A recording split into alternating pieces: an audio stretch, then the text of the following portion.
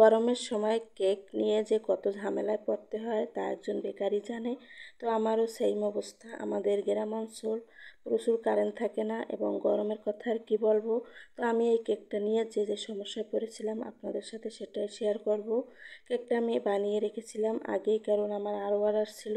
তো আমি বানিয়ে রাত্রে ফ্রিজে রেখে দিয়েছিলাম যে সকালে ডেলিভারি দেব। কিন্তু সকাল একটু 10টা-11টা বেজে গিয়েছিল। তখন আমি ফ্রিজ খুলে দেখি যে এই যে লেখাটা লিখেছি, লেখাটা দিয়ে পানি ছেড়ে দিয়েছে। একদম বাজে অবস্থা হয়ে গেছে। এখন তো আমার মাথায় হাত, কাস্টমারও কেক নিতে আসতেছিল। তো আমি আর কি করব, আপনারাই দেখুন কেকটার কি অবস্থা হয়েছে। এই কেক কি আর কাস্টমারকে দেওয়া যায়? অফ ক্যামেরায় আমি ক্রিম তুলে নিচ্ছিলাম, আমার খেয়ালই ছিল না যে আমি ক্যামেরাটা অন করব। মাথায় টেনশন এবং কাস্টমার আসবে, সব মিলিয়ে আমি খুব টেনশনে ছিলাম। তো দ্রুত আমি আবার ফিনিশিংটা করে নিয়েছি এবং ডেকোরেশনটা আবার সেম টু সেম করে নিয়েছি। কয়েক মিনিটের ভিতরে আমি এই কাজগুলো শেষ করেছি। আলহামদুলিল্লাহ সেফলি কাস্টমারের কাছে আমি পৌঁছে দিতে পেরেছি। তো এই যে কাজগুলো করে নিচ্ছিলাম। তো গরমে অনেক সময় আমাদের এই প্রবলেম হইতে পারে।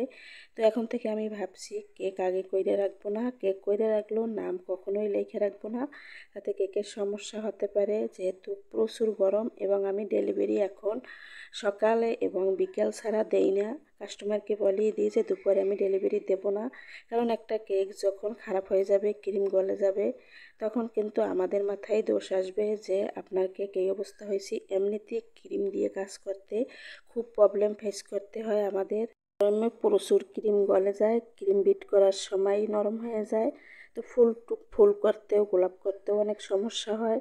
তো এই কেকটা ছিল অরেঞ্জ ফ্লেভারের কেক। এই কেকটাও ওই দিনেরই ছিল, একই টাইমে ডেলিভারি হয়েছে। এই কেকটায় আমি নাম লিখে রাখি না, তাই আর কোনো সমস্যা হয় নাই। তো কেকটাও ভাইয়া নিয়েছিল এসে, এবং আগের কেকটাও আপু এসেছিল, এসে নিয়েছিল। এই যে কেকটাও আমি একটু সিম্পলের ভিতর করে দিচ্ছি, কারণ ভাইয়া এরকমই ডিজাইন দিয়েছিল এবং আগের কেকটা আপু কোনো ডিজাইন দেয় নাই, বলছিল আপনার মতো করে দেবেন। গরমের সময় আমাদের এরকম একটু সমস্যায় পড়তেই হয়। তো আপনাদের বলবো আপনারা সকাল 7টা-8টার ভিতর ডেলিভারি দিয়ে দেবেন, না হয় বিকেলে দিবেন যখন গরমটা একটু কমবে। না হলে ক্রিম কিন্তু গলে যেতে পারে, তখন কিন্তু আপনাদেরই দোষ হবে বা আমাদেরই হয়।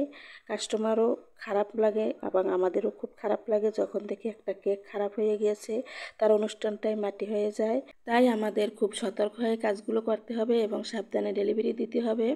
অন্য কেউর ক্ষতি হোক বা আনন্দ নষ্ট হোক আমরা কেউই চাই না, তবুও ভুলবশত অনেক সময় হয়ে যায়।